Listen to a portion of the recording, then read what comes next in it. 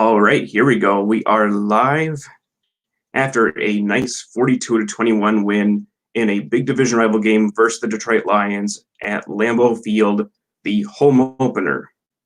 In an empty Lambeau Field, as a matter of fact, in a unfortunate COVID situation as the reason why there is an empty Lambeau Field. Unfortunately, there were no Lambeau Leaps to enjoy for the fans, but Aaron Jones certainly enjoyed himself with a nice Lambeau Leap in an empty stadium, which is all fine.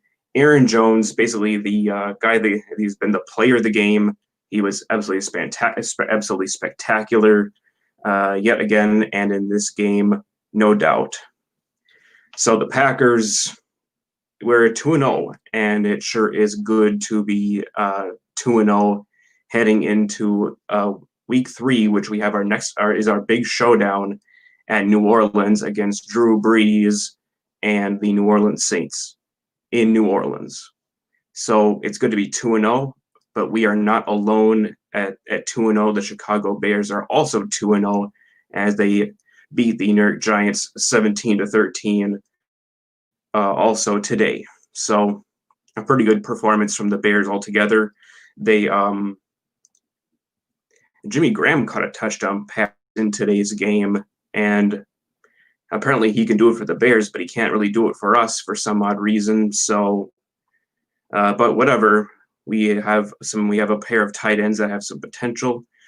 One of them is Robert Tonyan, and Jay Sternberger, for some odd reason, didn't really step it up today. He dropped a couple of passes, so that was a little bit of a disappointing performance from him.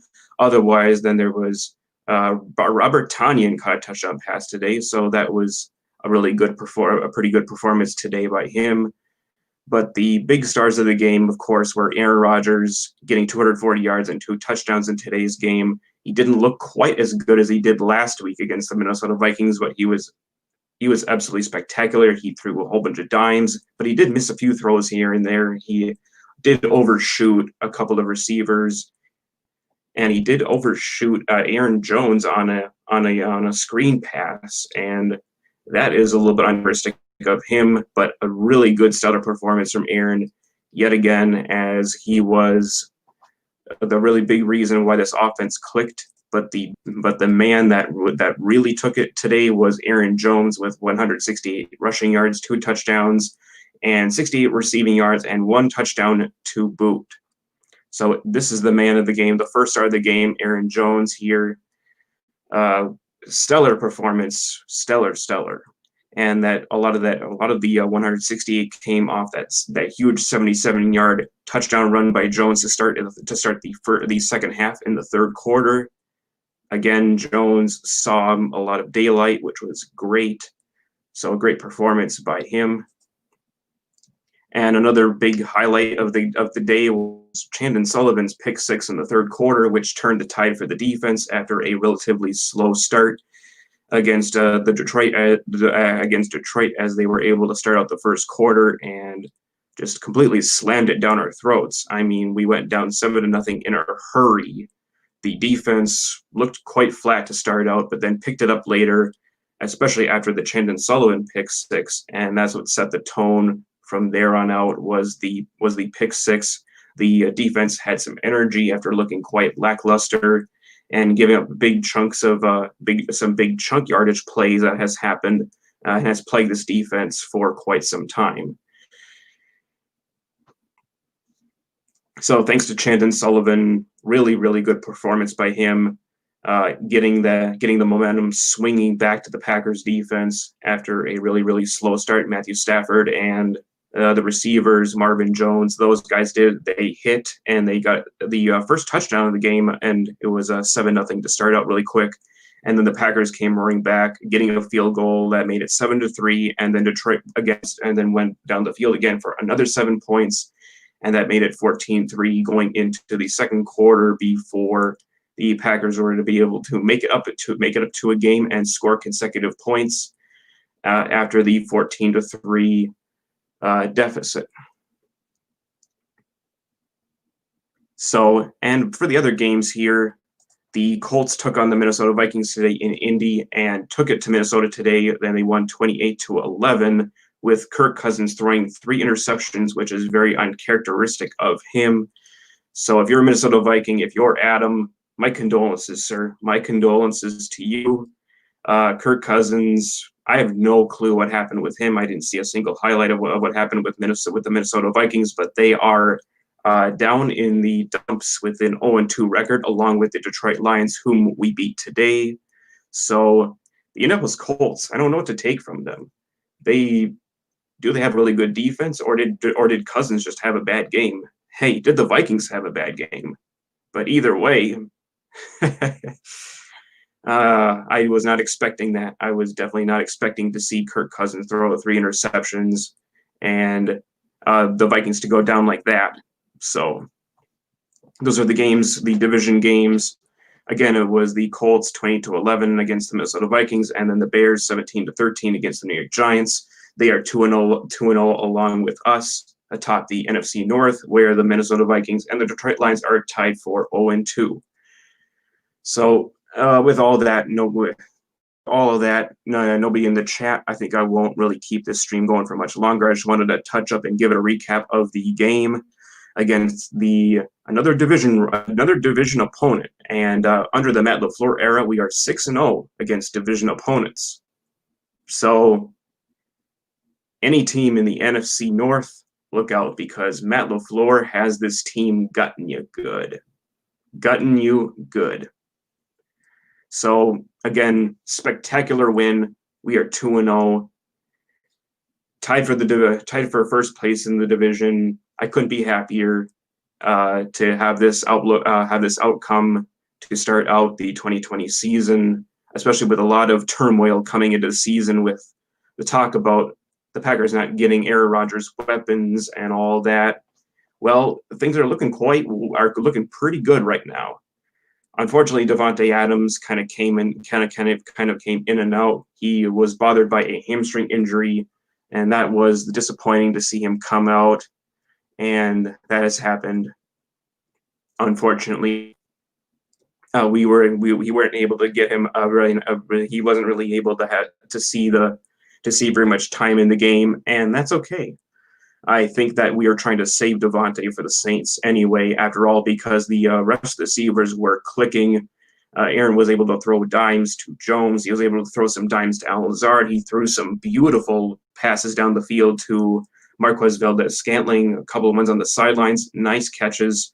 Although he did drop a touchdown pass, but the pass was slightly underthrown for Marquez, so I like to give him that a benefit of the doubt. And speaking of dropped passes, yes, there were 2 dropped passes. One of them was by Jace Sternberger. Very disappointing performance by Jace, unfortunately. He doesn't really seem like he's very much help right at this point. But he is young. He is going to improve, and I think he is going to get better. I think he's kind of going to be slowly eased into things. He did have a really short rookie season, being on injured reserve for the majority of the time. I think it's just going to take for him some time to be able to pick things up in the offense, as it was a learning curve for everybody in the offense last season. I mean, we saw the offense play pretty it was a pretty stagnant offense from time to time last season. I just think that it'll just take some time for Jace to be able to adjust to the offense, and then he'll get right into it. But otherwise, it was a little bit disappointing to see Jace drop an easy pass.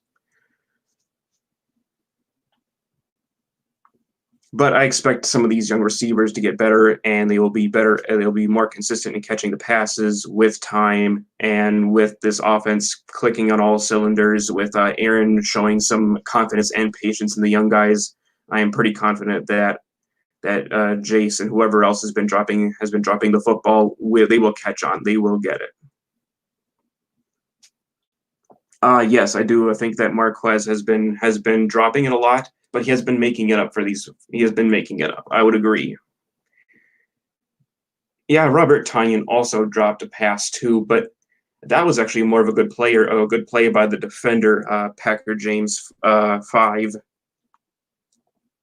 Yes, I would have to say it was not really more of a drop. I think it was just more of a good play. So again, I can't say any more. Is that I'm glad that we are 2-0. We got the victory, and this is a pretty big. And last week was a pretty big victory going up against what I thought was a better team in the Minnesota Vikings, but with a relatively weak secondary with inexperienced corners. Maybe they're not so good after all. I mean, on paper, games are never won. So that's what I would like to keep on expounding is that games are never won on paper.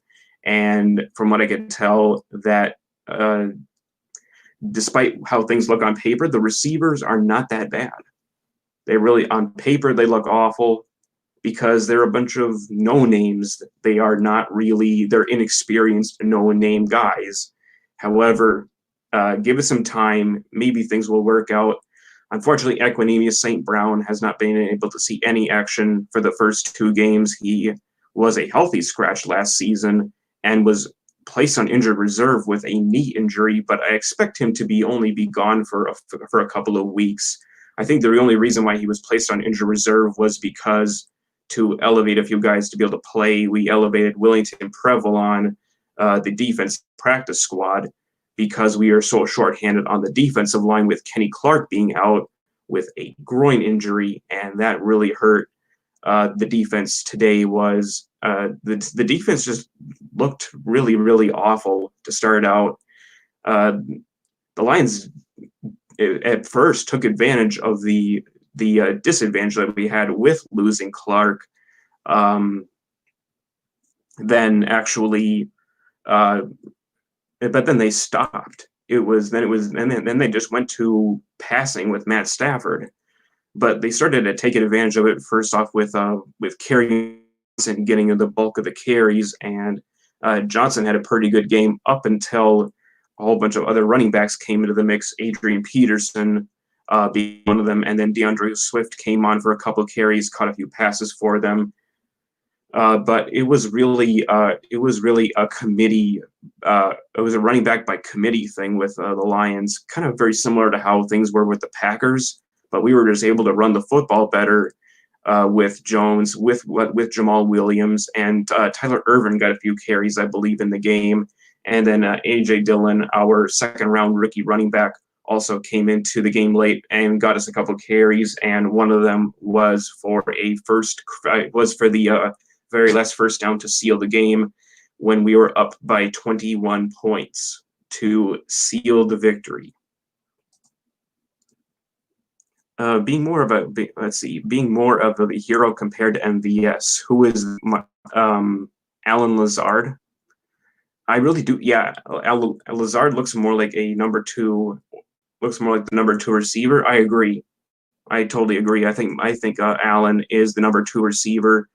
If you don't include your running back Aaron Jones, I actually honestly think that Aaron Jones is the number 2 receiver. He is very lethal in the passing game, and today proved it. He caught an absolute stellar pass from Aaron, and the catch was not easy to make. He just turned right back, came right back, and went down with it. It was a beautiful catch by Jones. I really think that Jones kind of in some way is our number 2 option opposite Devontae, even though he's our running back. But if I had to go with a number 2 option at wide receiver, I think it's Lazard, not Marquez. Allen, I think he was a little bit more quieter today than Marquez because he just didn't make those chunk plays that Marquez did. But I'm very, very pleased with what I see from our wide receivers. So Matt LaFleur is doing a really, really nice job with what we have. With all things being considered, when we lost Devontae, we didn't even lose a step without Devontae. So I'm very pleased with how the offense did, even though it's against a lesser Detroit team. Their secondary very, very questionable, especially since they were missing Desmond Trufant in the secondary. And I'm going to get to this statement here. Overall, I believe the Saints are going to be our true test. Yes, I totally agree with what that one, Packer James 5. Vikings had a rookie defense. Yes, they have played some rookies on the defense. They had a rookie cornerback, Cameron Dantzler, last, and we took advantage of that in the matchup last week. Lions can't even beat the Bears. No, they couldn't. They couldn't. DeAndre Swift did drop the touchdown pass that would have won the game for them, however. So that's what all boils down to it. Sometimes when you need your players to make a play, if they don't, then it just happens. Detroit really, honestly, should have won that game, and I can't really blame them on that. Swift has to come down with that. When you're called upon to make a play, you got to catch that pass. So, and with that, if there's 5 people in here, if you are in here, give this video a thumbs up. And if you have any questions or any other statements, feel free to chime in the comments. Otherwise, I'm about to head out with this heading to the 16-minute mark. I don't really want to have to take this too long here. I got a few things to wrap up today. I have been quite busy with a few other commitments lately, so that's why I'm kind of not making as many videos as I used to. Falcons don't seem like the threat that they were back when they eliminated us from the playoffs. Yeah, I think the big reason why the Falcons are not such a threat anymore is because they don't have Kyle Shanahan coordinating their offense anymore.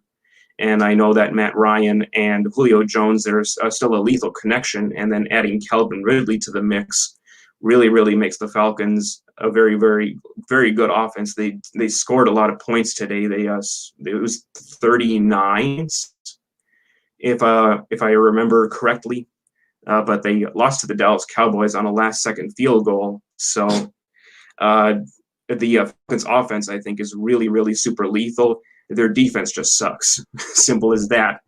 That's why the Falcons are not that much of a threat. It's because their defense is bad, and I think their head coach, Dan Quinn, is not a very good head coach and is a candidate to be fired after the end of this season. It does really seem like the 49ers have declined a little bit. But the Cardinals kind of came out and they seem to have just pulled a fast one on the 49ers. They matched up very well against them, and they were able to beat them. They took out George Kittle, and then he wound up going out with some type of injury this week, and he didn't even play today. So the 49ers, I saw this coming. The 49ers, I knew that the 49ers were going to decline this season because because of the Super Bowl hangover. That's what I saw coming, and it doesn't surprise me, but they beat the Jets pretty soundly today. So, and they even did that without George Kittle, but it's the Jets. So the 49ers are still a really good football team. They should be able to make the playoffs with relative ease, barring injuries. And the 49ers also lost Nick Bosa today to a knee injury. So that is definitely some more bad news with the 49ers with already being banged up. So it's crazy, like what's happened with the injuries. A lot of guys have dropped like flies today. Saquon Barkley went down with a knee injury for the New York Giants. They are saying that he may have a torn ACL. That's a pretty devastating injury for the Giants. That they really can't get a break, and it seems like Saquon can't really get a break either. So if we beat the Saints, I think we got several their coming wins our way. If we beat the Saints, that'll be amazing. I mean, going into New Orleans and knocking off a really, really super good, scary football team, and their stadium would be amazing. Starting out 3-0 would be a lot better than I anticipated. I did think that we were going to go 2-0 to start out with a win in Minnesota and a win here at Lambeau against the Detroit Lions because Matt LaFleur owns the division. So Matt LaFleur for the win, man. Packers are 2-0, baby. Let's go. Yep, darn right. How do you think the Packers will do this year? We're going to the playoffs again. That's what I can tell. That's what I can tell you, a Wisconsin sports fan, is that we are going back to the playoffs, and And I believe that since we are the defending division winners, we should be the ones that should be hunted, and we should be the ones to defend our title, and we are going to win the division, I believe. The biggest threat, I thought, was the Minnesota Vikings going in to this season. It turns out that with some question marks in the secondary, maybe not. Maybe it's the Chicago Bears that's our biggest threat, because you do have that defense, and you do have several other pieces with the Chicago Bears that I like. They do have Allen Robinson. He's a stud receiver. And then you have Anthony Miller, the slot receiver. He's pretty good too. But they have a whole bunch of tight ends, which is really interesting. They have Jimmy Graham. They have the rookie Cole Kmet. Definitely something to look out for sure. And the way I expect it for the Bears is, despite what you have at quarterback, despite what you have at running back, the Bears are going to win with defense. So I think that is where we're going to have to step up to the plate, and we're going to have to score points on offense. So, yeah.